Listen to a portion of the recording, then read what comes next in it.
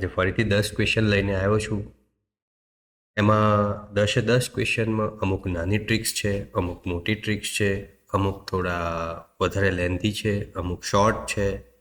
મેં જોયું છે કે કેટલાક સ્ટુડન્ટ્સ એક ક્વેશ્ચનમાં બે અઢી મિનિટ બગાડતા હોય છે. તો હું ટ્રાય એ કરું છું કે તમને આમ શોર્ટમાં શોર્ટ ટ્રીક કરાવું અને તમે જલ્દીથી સોલ્વ કરી શકો કે તમે 2 મિનિટ ના બગડે તમારી. આજે મેં નવું બેનર લાવ્યો છું. તો ચલો આપણે નવા ક્વેશ્ચન સ્ટાર્ટ કરીએ. આજનો પહેલો ક્વેશ્ચન શું છે? એ કહે છે કે પુસ્તકોની એક દુકાન ઐતિહાસિક નવલકથાઓના સંગ્રહની કિંમત અંકિત કરે છે. એ આપણને કામ નથી. ઓકે, જેમાં પ્રત્યેક મૂળ કિંમત ₹200 છે. એટલે નવલકથાની મૂળ કિંમત કેટલી છે? 200 છે. ઇવેન્ટ્રી ખાલી કરવી છે, એટલે ભાઈ એને હવે દુકાન ખાલી કરવી છે. ઓબ્વિયસલી દુકાન ખાલી છે એટલે ડિસ્કાઉન્ટ આપ્યું જ હશે. તો 30% ડિસ્કાઉન્ટ આપે છે. ઓકે, 30% ડિસ્કાઉન્ટ આપે છે. જો ગ્રાહક 5 પુસ્તકો ખરીદે છે તો કુલ ખર્ચ કેટલો થાય છે? હવે આ છે શેનો ક્વેશ્ચન? પર્સન્ટેજ એન્ડ ડિસ્કાઉન્ટનો ક્વેશ્ચન. હવે શું કીધું છે કે મૂળ કિંમત આપી છે, તો એની મૂળ કિંમત કેટલી થઈ? મૂળ કિંમત છે ₹200. ઓકે, હવે એને ખાલી કરવી છે તો દરેક પર 30% આપે છે. તો આના 30% હું કરું, 230% કેટલા થયા? 200 ગુણ્યા 30 ભાગ્યા 100. તો 230% કેટલા થાય તમારા? 60. એટલે એની કિંમત હવે અંકિત કિંમત કેટલી થઈ ગઈ? ₹140 થઈ. બરાબર. હવે ગ્રાહક કેટલી ખરીદે છે? ગ્રાહક 5 પુસ્તક ખરીદે છે. 5 ખરીદે છે તો 5 ગુણ્યા 140, તો કેટલો આવ્યો આન્સર તમારો? 700. તો આપણને શું પૂછ્યું છે અહીંયા? તો કેટલો ખર્ચ થાય? 700. તો ₹700 આવી ગયો. પહેલો ક્વેશ્ચન હતો.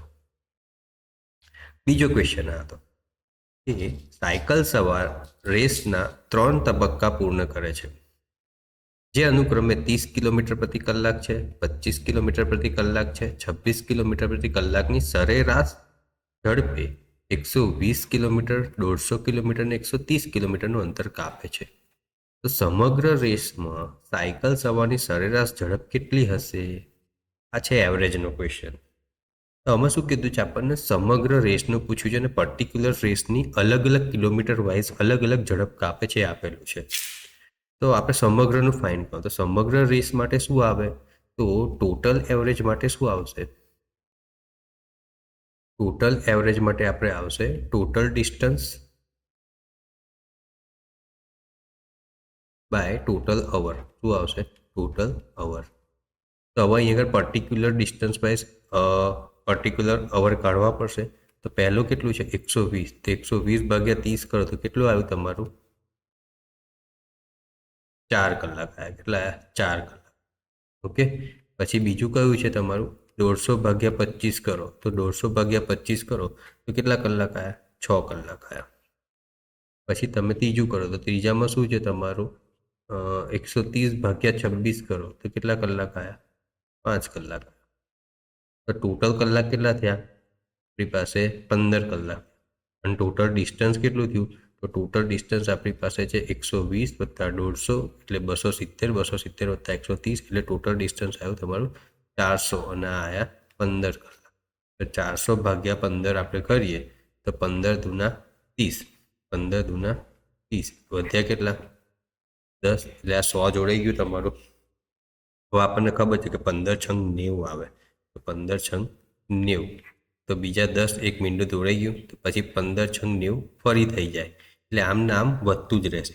એટલે આપણો આન્સર શું આવશે? અહીંયા આગળ 26.6 કિલોમીટર પ્રતિ કલાકની એની સરેરાશ ઝડપ હતી. એ આન્સર છે અહીંયા આગળ આવી રહ્યો. તો આપણો સાચો. ઓકે, હવે આ ત્રીજો ક્વેશ્ચન. સ્વિમિંગ પુલમાં 3 પાઇપ હોય છે.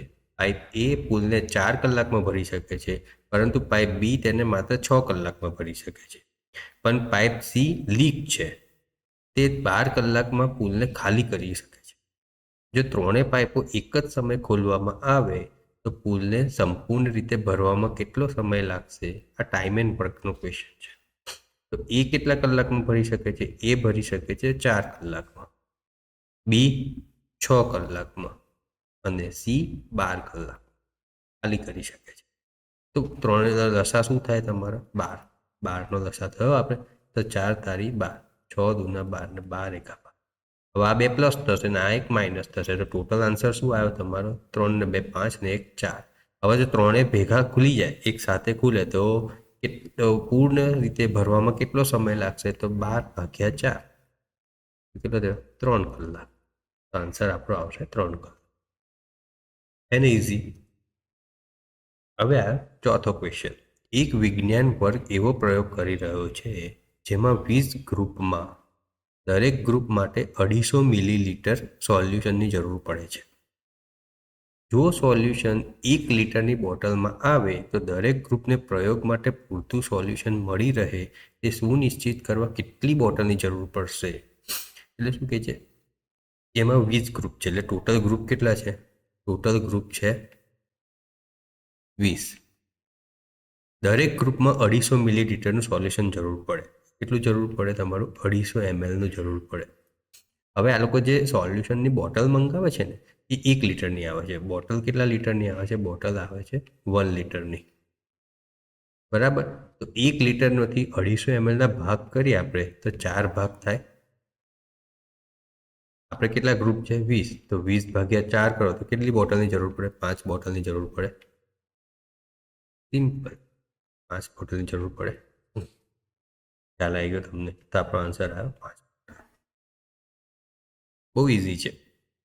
હવે અહીંયા આવ્યું 2 સ્ટ્રીટ લાઇટ અનુક્રમે 6 મિનિટ અને 8 મિનિટના અંતરે ચાલુ થાય છે. જો બંને લાઇટ 8 PM વાગે એક સાથે ચાલુ થાય તો પછીના કયા સમયમાં બંને એક સાથે થાય? આવો કોઈ પણ ક્વેશ્ચનમાં આવે ને એટલે LCM કાઢી લેવાનું. તો શું છે? પહેલાં સ્ટાર્ટિંગ ટાઈમ કેવો 8 PM એક સાથે થઈ છે. હવે આપણે નવો ફાઇન્ડ કરવાનો છે તો 6 અને 8નો લસા લઈ લો. તો 2 3 = 6, 2 4 = 8, 2 3 2 2, 2 1 2 3 1 અને 3 1. તો 2 2 = 4, 2 = 8, 3 = 24. એટલે કેટલી 24 મિનિટ પછી ફરીથી જોડે ચાલુ થશે. તો 8માં 24 ઉમેરી દો તો કેટલી થયું? 8 કલાક ને 24 મિનિટ આપણો આન્સર આવશે કે એ ટાઈમે ફરીથી જોડે ચાલુ થશે. તો 8 24 થયો. છઠ્ઠો ક્વેશ્ચન આવ્યો.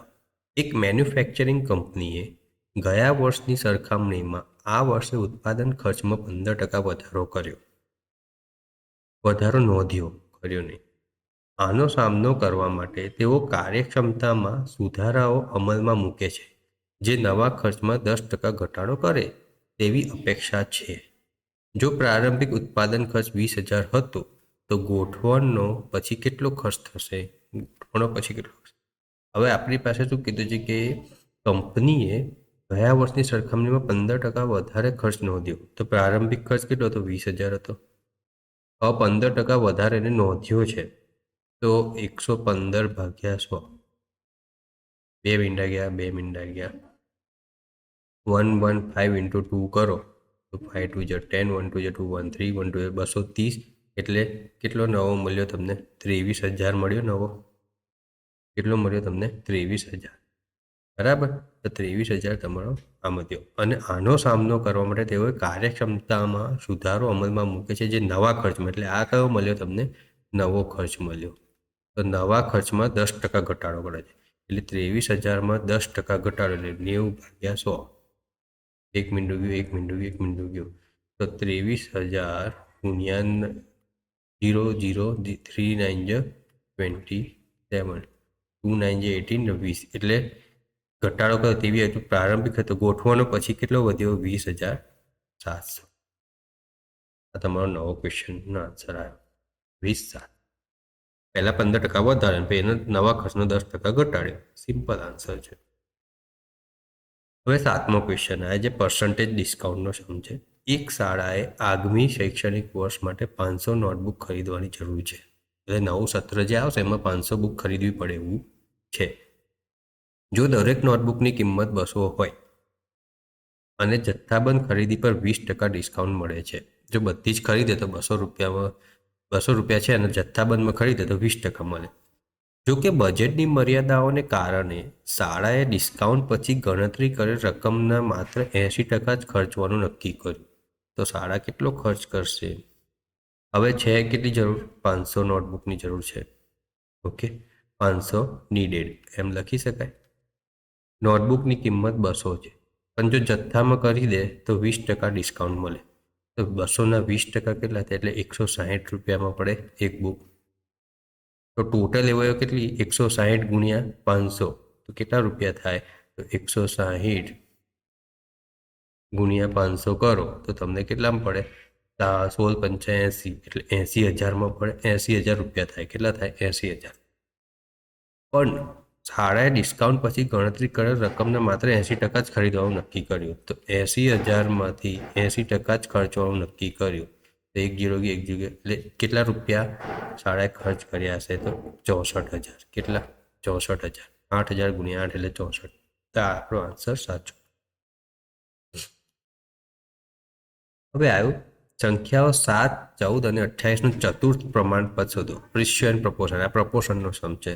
7/14 જેમ 28/ક્વેશ્ચન. તો શું થાય? Question mark. તો question mark is equal to 28 ગુણ્યા 14 ભાગ્યા 7. 7 દુના 14 તો 28 દુના 56. તો આન્સર આવ્યો આપણો 56. છે ને આન્સર ઇઝી. કશું હતું આમાં? કંઈ નહીં. મેં કીધું ને અમુક નાના છે, અમુક લેન્થી છે. એક કાપડ મિલને જણાય છે કે ઉત્પાદિત કાપડના પ્રત્યેક 1000 મીટરમાં, એટલે કાપડ મિલમાં 1000 મીટરમાં 8 મીટર ખામીયુક્ત આવે છે.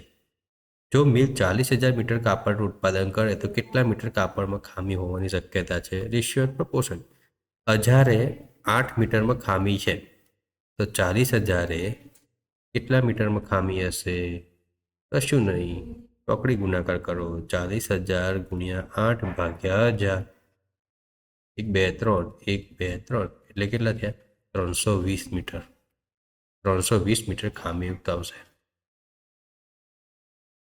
આજના વિડીયોનો છેલ્લો ક્વેશ્ચન. મેં કીધું ને 10મો ક્વેશ્ચન થોડો મોટો છે. અલ્જેબ્રા જોઈને બધાને બીક લાગી છે. મને તો લાગે છે, તમારું ખબર નહીં, તમે હોશિયાર છો.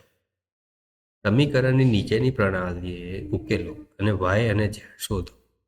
આપણને 3 સમીકરણ આપેલા છે. x plus x minus 2y plus 3z is equal two 9 minus x plus 3y minus z is equal two -4 2x minus 5y plus 5z is equal two 15. હવે આમાંથી આપણે કઈ રીતે કરશું સોલ્વ? તો જુઓ, આમાં આપણે પહેલાં આ બે ઇઝીલી સોલ્વ થશે. બરાબર. શું લખ્યું છે? x minus 2y plus 3z is equal two 9.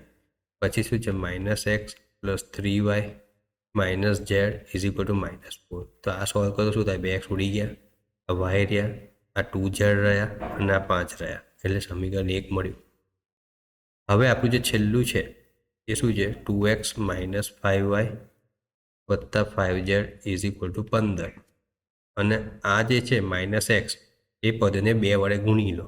એક્સને સરખા કરીએ તો minus 2x plus 6y minus 2z is equal two -8. તો આ 2x ગયા, તો આ વાય રહ્યો, આ 3z થયા અને આ રહ્યો 7. એટલે આ 2 આયા, સોલ્વ થયો. તો 2માંથી 1ને બાદ કરો. 2માંથી 1ને બાદ કરો. 2 માઇનસ 1 તો શું થયું? Y plus 3z is equal to 7 અને y plus 2z is equal to 5. તો માઇનસ માઇનસ કરો તો આ ઉડી ગયું. તો Z is equal two 2 answer આવ્યો. હવે આ ઓપ્શન જુઓ તો ઝેડ ઇઝ ઇક્વલ ટુ 1માં જ છે, એટલે આન્સર આપણો સાચો. બહુ ફાઇન કરવા નહીં રહેવાનું, ભલે લેન્ધી હોય પણ આપણને આન્સર મળી ગયો ને. તો ખબર પડી મિત્રો, આ રીતે પણ ઇઝી વેમાં થઈ શકે છે. તો આજના 10 ક્વેશ્ચન આપણે સોલ્વ કર્યા. આમાં થોડું નવું કર્યું છે, મેં પેજ નંબર આપ્યા છે અને ટોપિક કયો છે એ આપ્યો છે.